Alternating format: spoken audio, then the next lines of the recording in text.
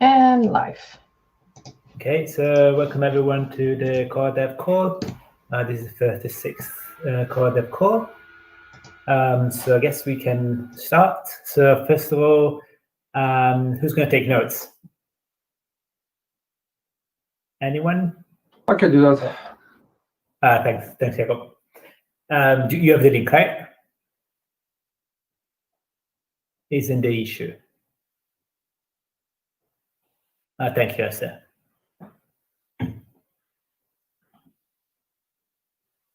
Okay, so we can skip the agenda settings. Probably there's not much to say about that.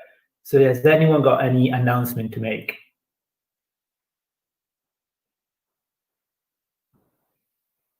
Three, two, one. Nobody. So we can go to the next point because I think Oscar is here and it's probably quite late for him. So I've moved things around so that we can talk about Wacko first and integration and timelines. So Oscar, if you would like, you could speak about that. Otherwise, I can just. Okay, cool. Hi. Yeah, thank you, Andrea. Yes, I posted. I know there's been some discussion in the last quarter call and maybe the one before that. I posted in the PM issue, but I'll just do a brief recap.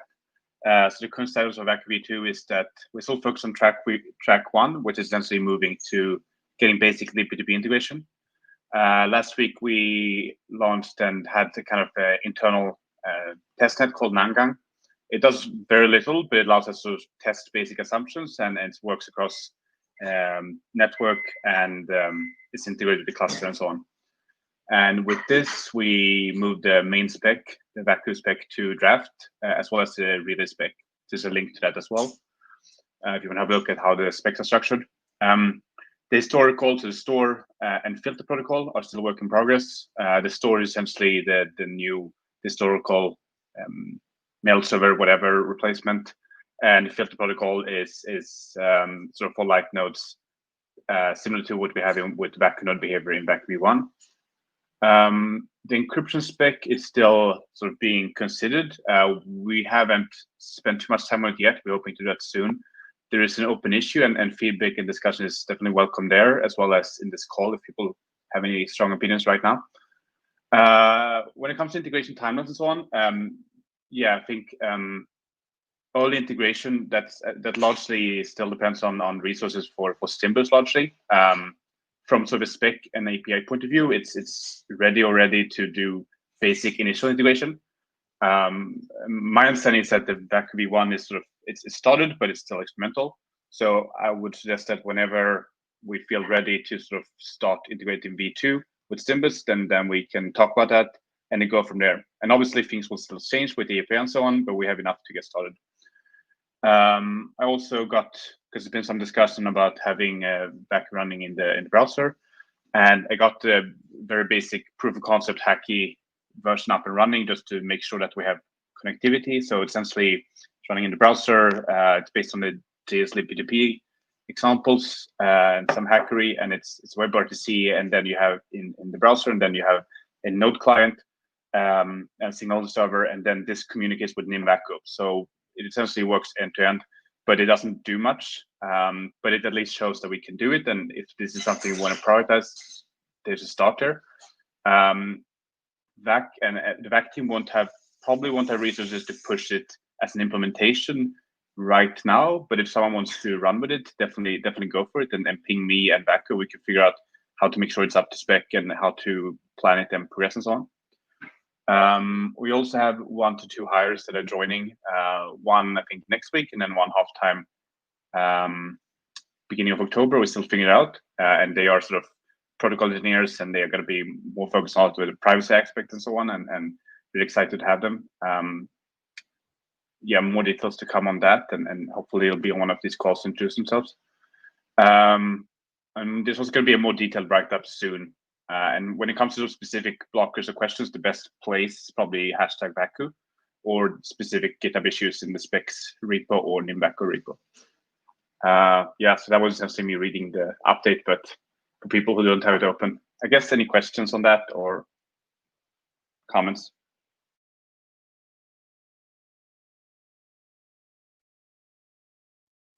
Waku running in the browser, this prototype that you've got,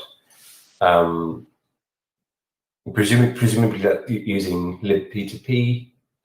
So does that mean you could have a Waku node essentially in JavaScript that would communicate via Waku to another Waku node? Yeah, exactly. And that's what it is. It's just very hacky the way it's set up to make interop working, but that's essentially what it does. And it's similar in that way to Murmur, but because everything is libp2p native, it means that we can take advantage of there's a bunch of advancements you can do when it comes to WebRTC and different connection methods and signaling service and so on. And ideally, at some point, we'll have a native version in NIM, and you can do all kinds of crazy stuff with WASM and so on. But for now, this is a very basic implementation of the spec in JavaScript. Yeah, so I was going to ask about this. So this is not transpiled NIM. This is directly implemented in JavaScript. Yeah, exactly. Yeah, and it was mostly about testing assumptions and having a starting point. Yeah. So this brings to a topic kind of related to Waku, kind of not, yeah. which is the Murmur, because I'm getting pinged about that a lot.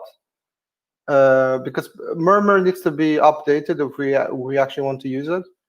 But with this effort, is there a point to do that? Should we just go? Should we just focus on the Waku JavaScript instead? I think it depends on who's going to push it and what the exact requirements are. Because I think there's probably some overlap there. I guess Murmur is definitely more field featured in the sense that I think it implements part of the sort of the stats protocol, and it's operating with Waku v1, which is live already. So if it's a matter of having interop like this week or next week with the status protocol, Murmur might be a good way to start. But if this is something maybe more medium long term, and there are also consumers that are outside of the status protocol and app, then it might make sense to push this more actively. I do think there's probably some overlap there as well, and maybe we can talk more about that offline when it comes to Stimbus, and because like in the NIM Waku code base right now, we have v1 and v2, and then you have the status protocol that's on top of it, which largely is in status Go and so on. But with this, you can have a similar situation, right? So I think there's probably some code sharing that could happen between something like Murmur and this to get both v1 and v2. But it depends on timelines and specific requirements. All right. Okay, so we'll take this into account next time we discuss the stuff that wants to use Murmur. I think that will be the status API. And something else I forgot, actually. Yeah, so Barry expressed some interest in that. So yeah, I don't know if Barry's in a call. Maybe not. Yeah, anyway, but it's aware of this, right? So I guess, yeah. Yeah, I pinged him as well, so we can talk about it and then see, yeah, what makes sense for that specific effort. I guess I have a question just to clarify if my understanding of Stimbus is correct when it comes to V1 integration, and at what point V2 would be interesting for you guys? Well, actually, probably quite soon or even next. It's just that we wanted to do some basic integration. When I guess we started with V1, just to see if there would be any threading issues, integration issues, things like that. And it seems like it works fine with just using some pure packages. So it's not signing or something, just sending a package that already exists and listening to it. So we see that works, and it doesn't seem to be an issue on desktop. We're waiting for some integration on mobile, which I believe should be ready, or maybe it's ready this week, to see also if that works fine there. And then if all is clear, then we'll continue. And I don't know, I guess we might go directly to V2, but we'll have to see. Well, sounds good, because it would also be a good point then to just do some other integration and also get some feedback on the API and the direction there, because there is some differences there that we still have to reconcile and figure out best how to do that. Which maybe brings to the next thing, which is the question on the encryption topic and so on. If people have anything they want to discuss here, or if people prefer to do that async, I don't know. It's been talked about a few times, but What do you mean by the encryption? What I mean by that is that the way WISP protocol worked, it was kind of tightly coupled. So you had to have this encryption as part of the routing, and that's probably less than ideal for a bunch of use cases and separation of concerns and so on. At the same time, the current status protocol partly, if my understanding is correct, relies on some of those features to get its sort of security guarantees. So as we're decoupling these, so we have the routing and so on decoupled from the encryption, it's a question of where does that leave the sort of previous encryption we were doing? Because you could imagine that with the current routing, you put conversational security protocol on top of WACU v2, and you would get some encryption and so on. But maybe that would lead to some sort of trade-offs, and the interface would look slightly different. Andrea knows more about the specifics of what might be lost there. So it's a question of like compatibility and where we get sort of specific encryption guarantees, if that makes sense. And it's a question of how we wanna structure that, because you could imagine that you have a separate module where you do the encryption that Whisper kind of did before, or maybe this is a chance to simplify things, given that we have like multiple layers of encryption. So that's the kind of the decision to make, or yeah, I don't know if that makes sense. Yeah. So just to add to that, I think it's a bit inaccurate. The description is not tightly coupled. We're using the Signal protocol, so we using the Signal protocol as Signal uses it. And so sorry, not that part.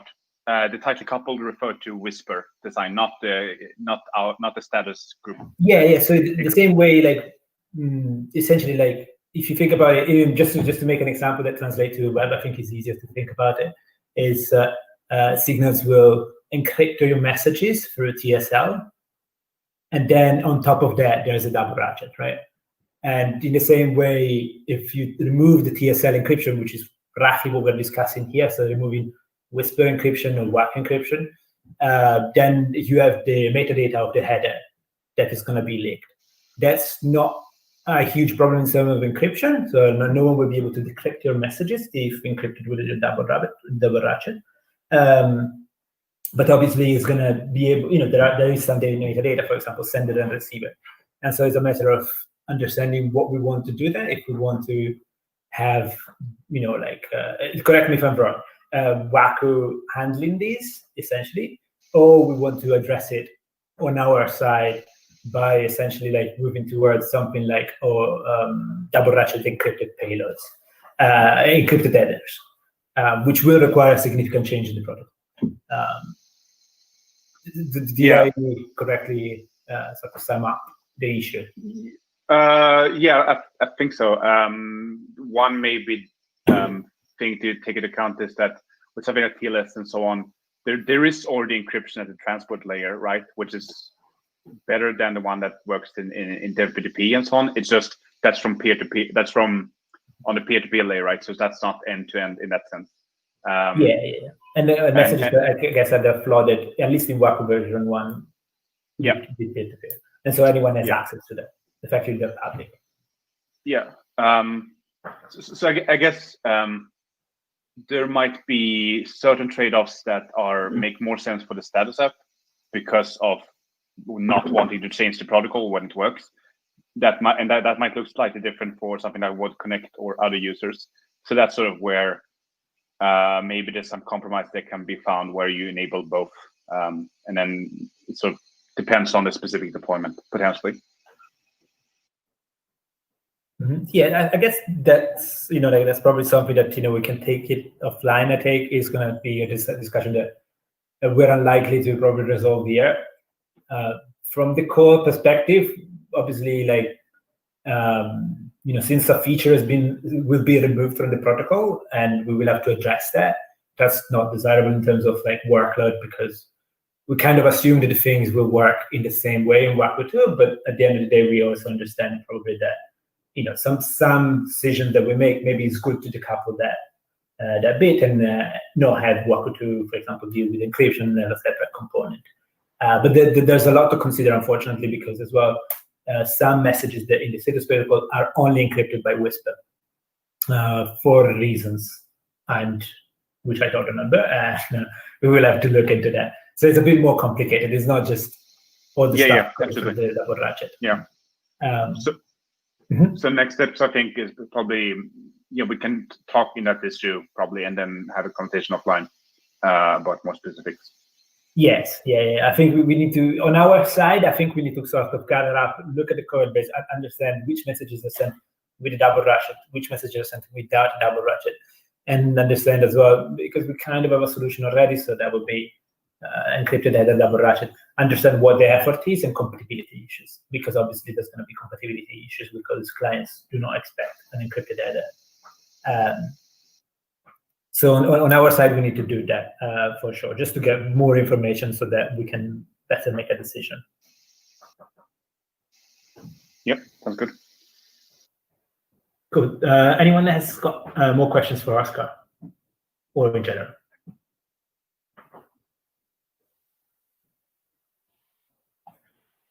Okay, so we can move then to the next point, which is review previous actions. So we didn't have explicit actions last time. What we discussed was about profile pictures, and I believe Samuel will give an update in the next section, so probably it's best to talk about it later.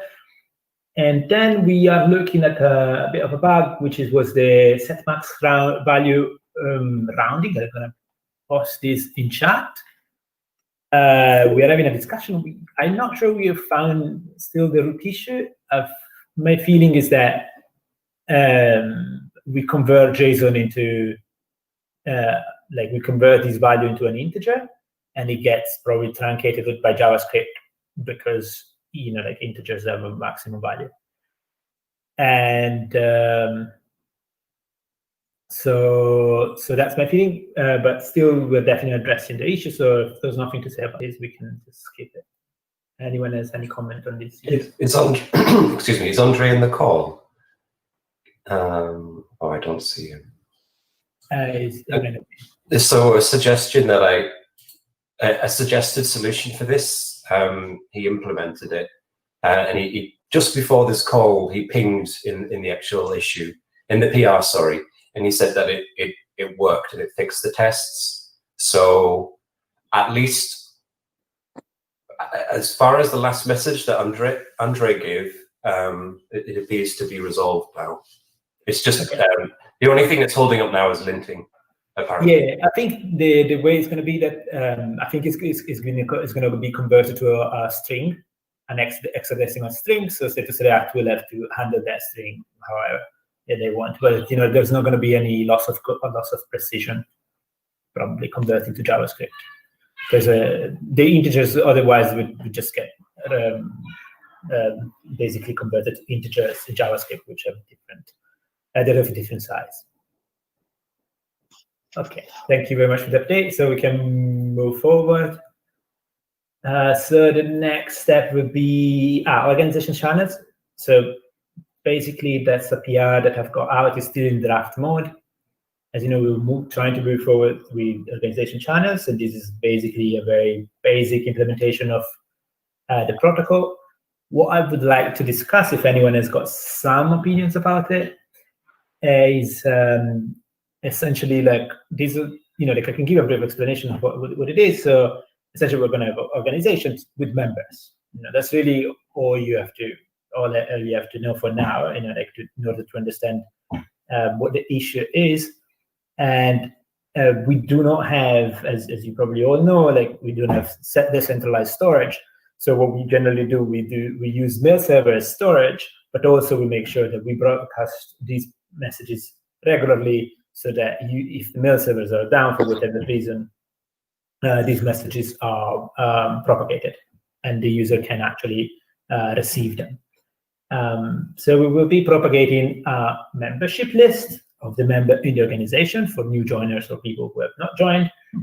And what I would like to discuss is basically what happens when you retrieve those messages from the mail server. Because in some cases, you will basically retrieve messages posted in this channel. before you actually receive the last membership update. So you will have a user who has been added to the organization, but you haven't received the confirmation for that user. So like if you want to implement, if you were going to implement this naively, you will see that this user is not in the organization yet. You will discard the message, but eventually you will receive the membership list that is being updated, and that might contain the user. And so that's a bit of an issue. So we had the same problem with group chats, with private group chats, and what we do, we piggyback the membership list on each message. So that's a common strategy. Here we're talking about organizations that can have much more, like a larger amount of members, and so the bandwidth trade-off might not be so acceptable, especially for very large chats. So the idea that I was thinking about, and I would like your opinion on, is basically like what as a user joins the organization, the creator or whatever, the moderator is going to issue a grant, which is basically a signed invitation or a signed, like acceptance of membership, which will tell you basically like the clock value, the user that is being, like accepted into the members, into the organization. And when posting, the user will piggyback only this piece of content. There's still a bit of an issue because obviously the user might be removed. Wait. It will piggyback on what? Sorry, it piggyback this grant. So I'm going to be able, when I receive that, I'm going to be able to tell, well, at some point in time, this user was added in the organization because it's been signed by the creator or by the moderator. What I do not know is whether the user has been removed in the meantime. So basically, what I can do, I can optimistically process that messages and handle only the scenario where the user has been removed and is posted after it's been removed. So you need to be very careful on what kind of, for example, like side effects you have on messages. So you wouldn't be processing transaction based optimistically, but inserting a message is generally fine. And that alleviates a bit the issue and makes it a bit simpler, and it handles the most generic use case where the user just, whether you haven't received yet the membership list. Otherwise, you get into like, oh, I fetched first the membership list and then get the messages, but then you get into trouble with, like you're really relying on mail servers to do their job, which is not what we want. So that's what So I have a suggestion, like at least a possibility to alleviate the messages load, because if we include the list of members, it looks like it's way too much, or can potentially be way too much. So one idea could be we include a Bloom filter instead, and the clients can do a quick check if the message are receiving belongs to that filter, that user key belongs to that filter, and that could be a way to check membership. But that, I mean, to be fair, like it seems like very unsafe. Like, like I use an attacker with that just to find a public key that fits into the Bloom filter. And depending on the side, that can be very trivial. And then these messages are just yeah, I mean, I don't see that like that's the only solution, but maybe in the meanwhile, while it's trying to load the data from the mail servers, at least just to help out with that a bit. Because just to optimistically process messages, and then I see. In terms of, but reminded, if we use the grant, the bandwidth usage are you only add the grant for that specific user. So it's just going to be a signature of, for example, the public key of the user, the time it has been added. So that's all. Like it's not, we're not going to send all the membership in what I'm proposing. So the size is going to be very comparable to a Bloom filter. So if I understood the grant the thing, you mean like, for example, let's say you are the channel owner and you authorized me. So when I send a message, I include like a proof that you authorized me to talk in the channel with a timestamp, a logical clock, really, not a timestamp, but a logical clock. Yeah, that's a nice solution. Yeah. I have a question regarding the permissions. Regarding like we assume we're going to get the data from a certain channel, But is there like a possibility someone can also spam that channel, causing issues, therefore, to load the data? That's possible. Like you can, but at the end of the day, I mean, we're not going to be solving network spam here, really. Right. But what you can do, for example, in Waku, you can already preset a filter with a given public key. So these messages will never surface on, or they will not even be decrypted. They will be decrypted, but like essentially, like they will be stopped at the Waku level. But we're not going to be solving any network spam issue. This is more of a product. So anyone can just spam the topic, and we can't do anything at the moment about that. I mean, we have obviously some countermeasure, but they're at the node level. Right.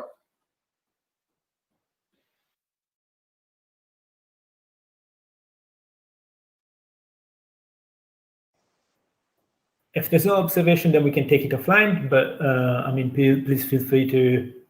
I think it's roughly described in the issue, the grant proposal. It hasn't been fully spec'd out because I didn't have time. I will fully spec it out. But in the meantime, yeah, please do comment if you have opinions. Otherwise, we can move on to the next point. One question, Andrea. That might not be directly related to the spec or the draft spec, but thinking of community chats as enabling groups, would it be more likely that we can allow sending images over a public chat if it has rules applied to reduce potential members? Or is that, something that would still be too heavy on the network? So just to make sure I understand the question, say that we have a community and that community happens to be public. Would we allow to send images in that chat? Is that a question? Any community chat, basically, whether it's public or not, because as I understand it, it's still like in a way a public chat. Just the invitation is restricted. Currently, in a public chat, we don't allow images. I'm not sure to what extent that's to limit traffic or because we don't want to allow sending images in public chats. So I'm wondering if the community chat as a public chat is restricted, it has a limited number of members, if sending images would be possible. I think so. I see no problem. I think the main why we are blocking public chats, images in public chats, is mainly just to have a soft launch. So soft launch. So basically, like we weren't sure about bandwidth usage. We weren't sure about like the safety of having like images in chats. And so we wanted to soft launch it. I think it should be, these are moderated chats, so I think we can easily make it a rule.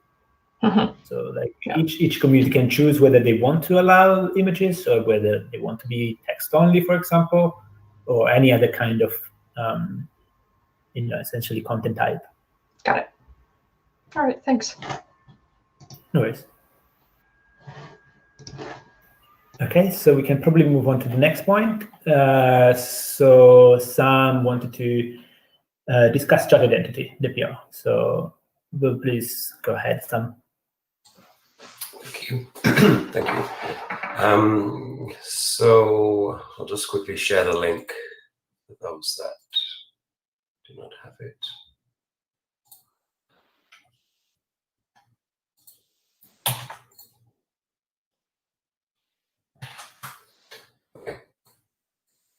So to be honest, my main question that I've got with regards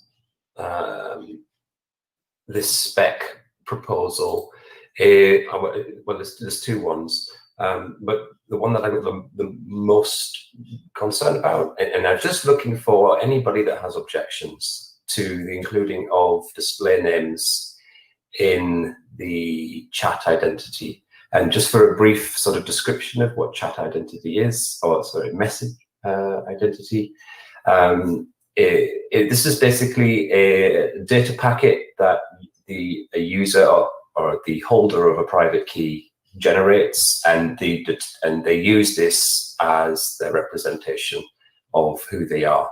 And so what's proposed currently are three things. One is the ENS name, One is a display name, and then the other component are profile images. So in this particular spec, it's profile image singular. I'm working on an update to include multiple profile images, because I realized that there is a circumstance where we need more than one payload. So I just want to check if anybody has any objection to the use of display name. If they don't, that's great, and we can move ahead with it. But basically, this would be the display name functionality would be the user defines a name that would replace the default 3-word random phrase in the way that ENS does, but without the cost associated with that. So there have been some objections with regards to the devaluing of SNT usage, by which, I mean, I don't personally think it really does. And we also do have a mitigation factor in the way that it is used. So Matche has put together a quick sort of sample of what the display of these two types of display name would look like. If I can just share the link for that here. It's just quite rough, but basically you give ENS a premium look, and you give the display name a not premium look. But the purpose of this is to give users the ability to define their own identity without forcing them to spend $15 on ETH to send, you know, a 10 SNT transaction.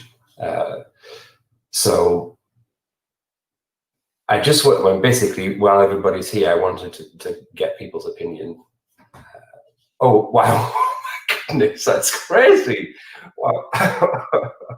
So Hester says it's 45 euros at the moment. Holy shit, that's insane. 45 Yeah, euros. it's variable, but it gets expensive. Can you just say that Ethereum is over or something? What the hell is happening? How is anyone using this still? Well, they are using it. That's why. Not for anything sensible. It's just market speculation. Jesus Christ. It depends on your perspective, I guess.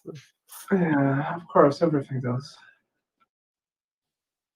We should rename SNT to a vegetable. That's the trick. A potato, of course. So we could do S&T staking at a later point when we have a layer 2 solution in place, and when transaction costs in that case would be significantly lower. I still think there would be a use case for non-ENS usernames. But basically, I just didn't want this to fly under the radar, because I am basically implementing this unless anybody says I have a good reason not to. Speak now or have a hold, please, basically. I've got some reasons. I already raised those reasons, and there's a post in the issue you described, but I can summarize them here. So what I'm a bit concerned about is if you you posted the link to the image, right? To the image, yeah. Yeah. So, for example, my main concern is, with the specific image, for example, is that the user is not able. We need something for identification that needs to be constant in the UI. Yeah. And whether that is the free random words username or whether that's the public key, I think it should always be displayed, so that user has something he can trust that will not change, does not change, because we both know that user set username will change and DNS name does change. And so, I think we should be very clear with the user that, like he's going to identify a user by these and make sure that those user, like there's no impersonation possible. Of course, there's always a bit, but like I think the way is the public key is displayed here is per spec, but it should also be displayed underneath, in my opinion. Yeah, and so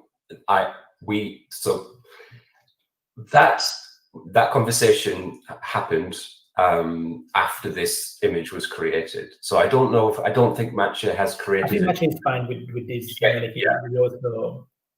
He's also on board with. We spoke after, and I think he's okay with having the public key. He'd rather have the public key than the free words username, but it's easy to change. Yeah. And another concern is that now we have local nicknames as well. Yeah. And so, I mean, I think we should sort of like, okay, if we want to, throw things at the wall and see whether they stick, maybe it's fine to go out with both of them, right? That's fine. Or everything that we have, like local nicknames and, like display names, users have display names plus ENS names, I think I wouldn't go with the free. I don't think there's any messenger that actually does that. I don't see the reason to have all three of them. And so like, I would sort of like, if we decide to go forward with this, which I'm not against it, we just need to say, okay, is there going to be a temporary period where we have all three? Or maybe we want all three, but there's something that we need to discuss. I think that seems to be very confusing for the user. Yeah. Or is this going to be replacing local nicknames? So I think we just need to make a decision once for all and see. Yeah. I totally agree with Andrea. This is the display names have no guarantee of uniqueness or any kind of they're not trustable in any way regarding the identity of the person. So this is just asking for phishing or whatever else people can come up with.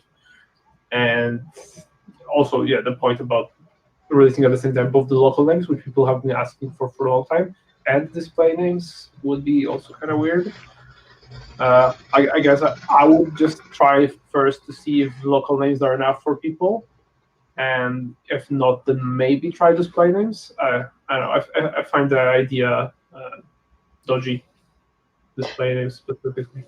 I wanted to suggest the same almost, because I'm very much in favor of adding display names. And like to me, it runs on a different timeline than adding local nicknames. Local nicknames is an attempt to solve the same problem that people have a difficulty understanding who they're talking to when they look at a 3-word random name, and it's expensive to register an ENS name. We can wait on the feedback of local nicknames. I'm pretty sure there's still going to be confusion when people create an account and they get a random name, and there's still going to be complaints about having to pay whatever amount it is to register an ENS name.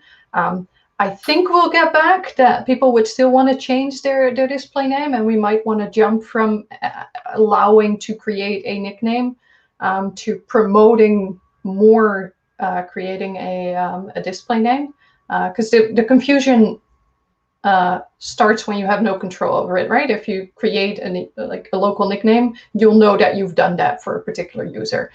So I'm not too concerned as long as the leading opportunity is creating a display name, which we might do during onboarding already. So we could wait to find the feedback when 1.7 is out. But I'm pretty confident like we would still want to start introducing display names after, whether or not that means that we keep the opportunity to give a nickname or not. I think we can see when we have more feedback. Okay, thank you. So the point, okay. So I think the idea that there could be confusion between a display name and nickname, I do understand, but I think they are actually very different things. So a display name is the user's method by which they express an identity, whereas a local nickname is the way by which you as a user identify your own contacts. so that I do understand that if you propagate... Can I propose something? Go ahead. What if display names do not get shown by default?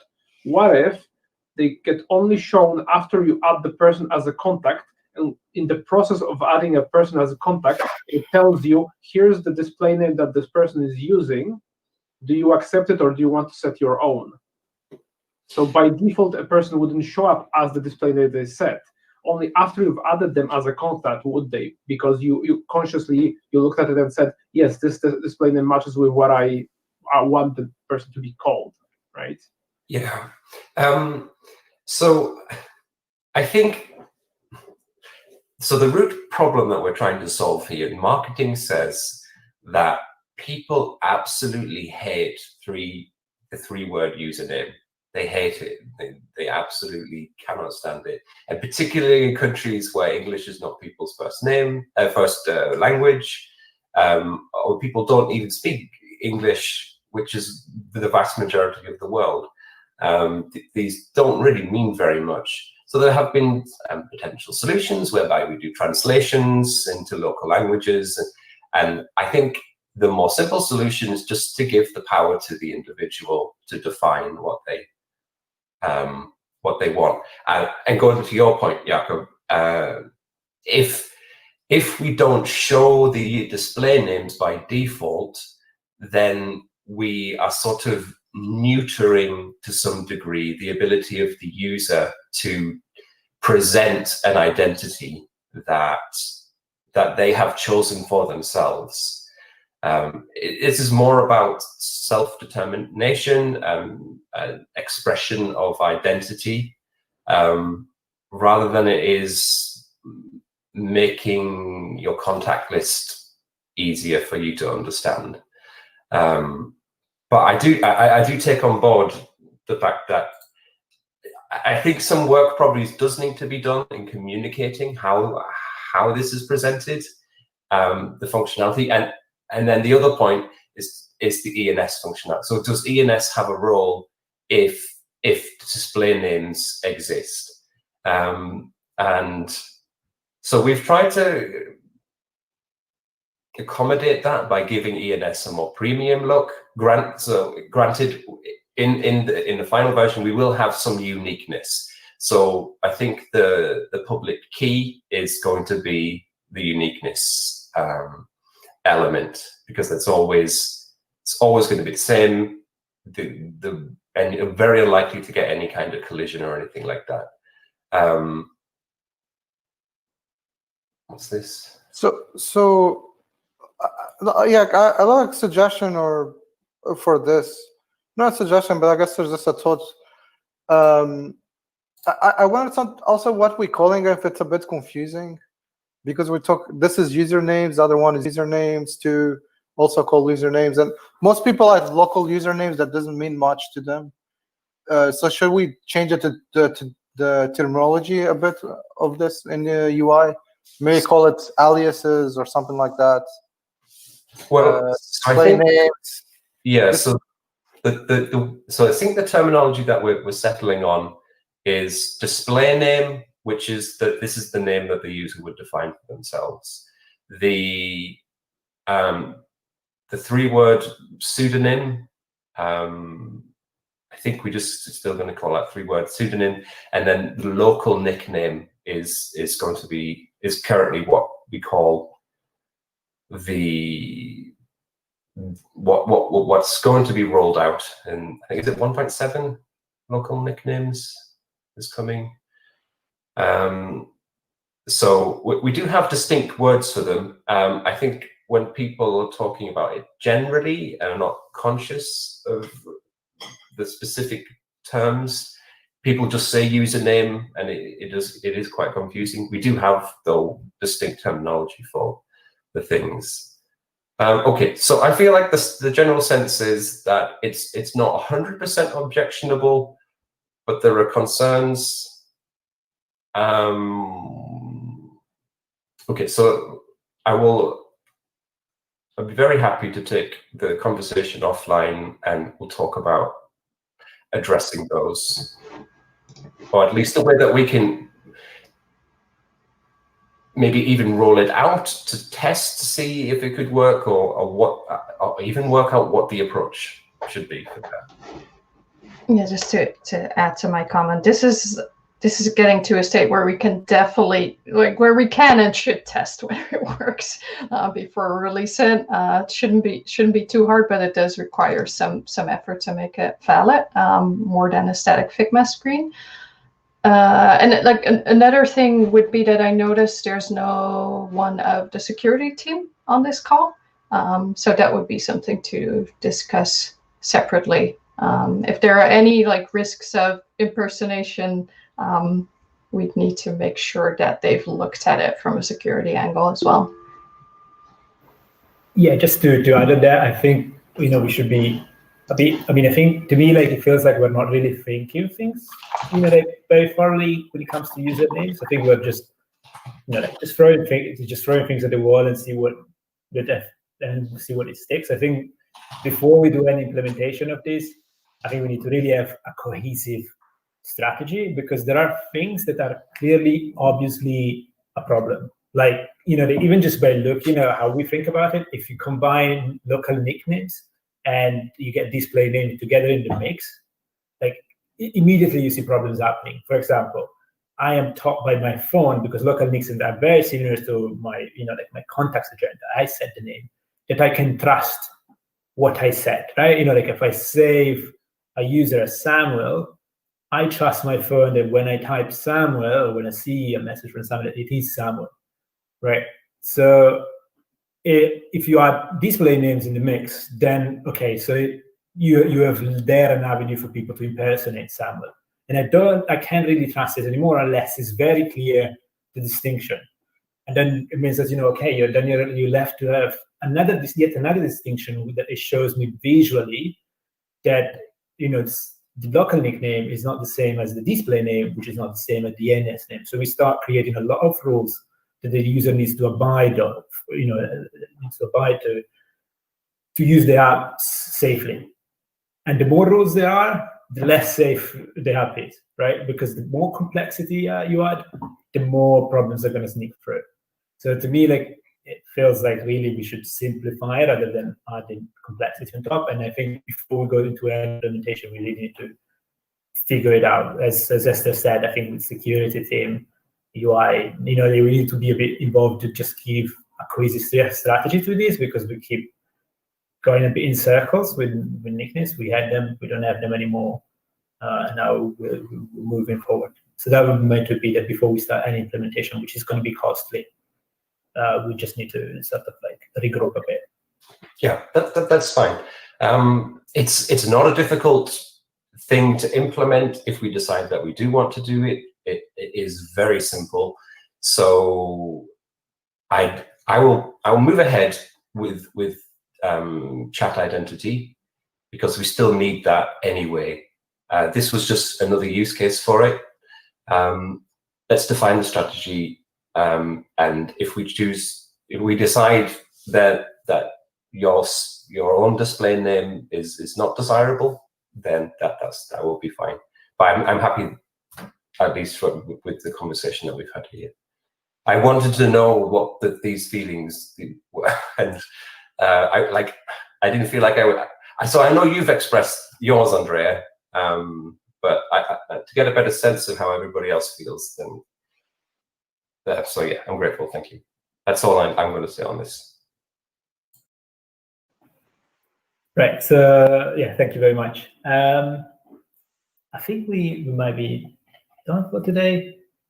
Has anyone got anything to add? Oh, did you want an update on profile images? Oh, yes. Sorry, I thought you were going to give it the part of this. Okay.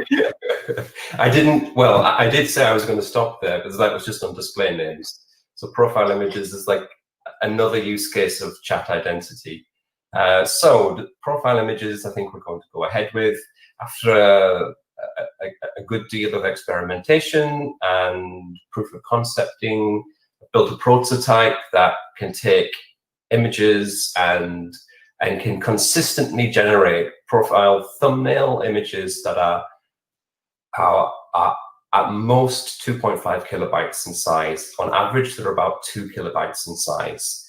So I think that is great. That means it's basically a viable. Sorry, how big? 2 kilobytes. Oh, well.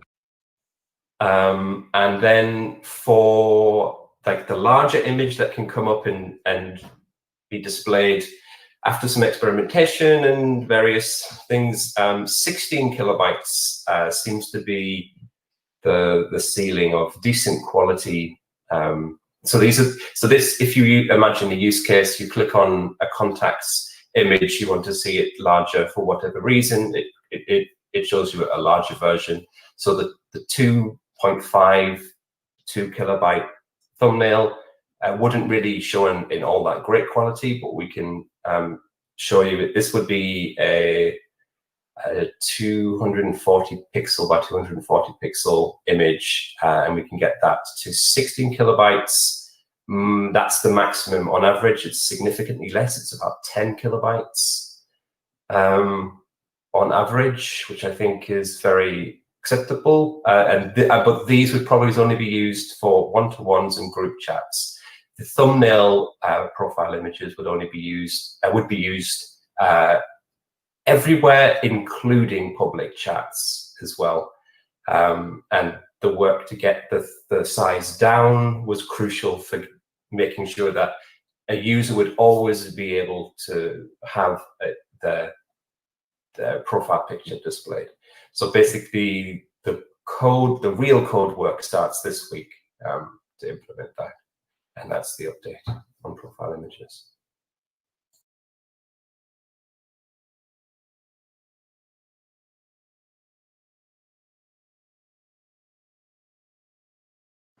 Okay, thank you for the update.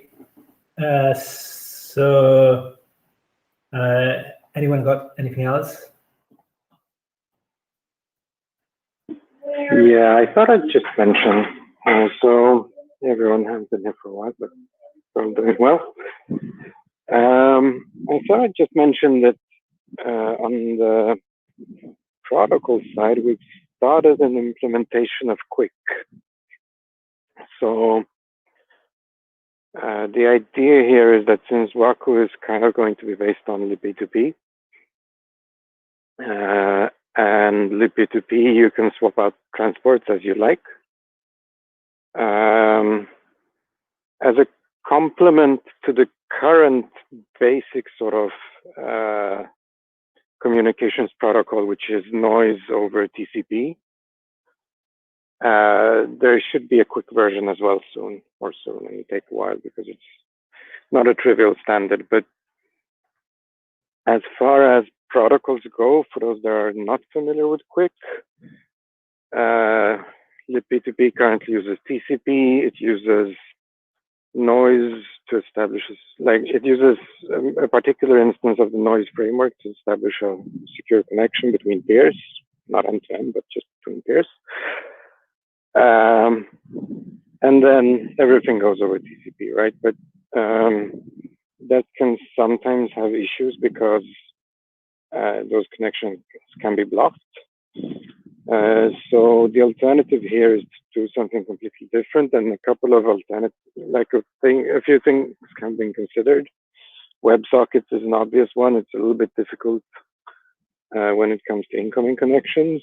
WebRTC is another alternative, better, but fairly complicated as far as protocols go. And then finally, Quick, which is UDP based, so it will not go over TCP anymore when that's used. It's being implemented by Google for their browsing needs. So in terms of filtering out, specifically our libp2p connections as opposed to normal web traffic would be much harder once Quick is used. So in terms of feature set that it would offer the app in the future would be just one more communication path, so that when you're on that Wi-Fi in the airport, if TCP is not working for whatever reason, we can always switch over to a second one. The work is being done by a new joiner to the libp2p team, Mark. So if you want to pop by and say hello to him and talk about Quick, then join the libp2p channel. Thoughts, questions? Happy to take them.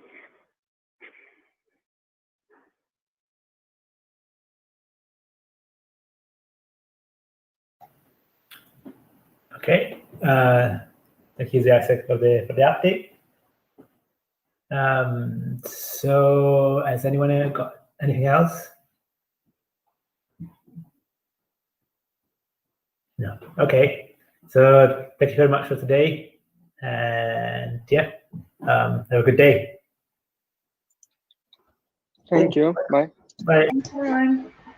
Thank you. Bye-bye. Okay, guys. Bye.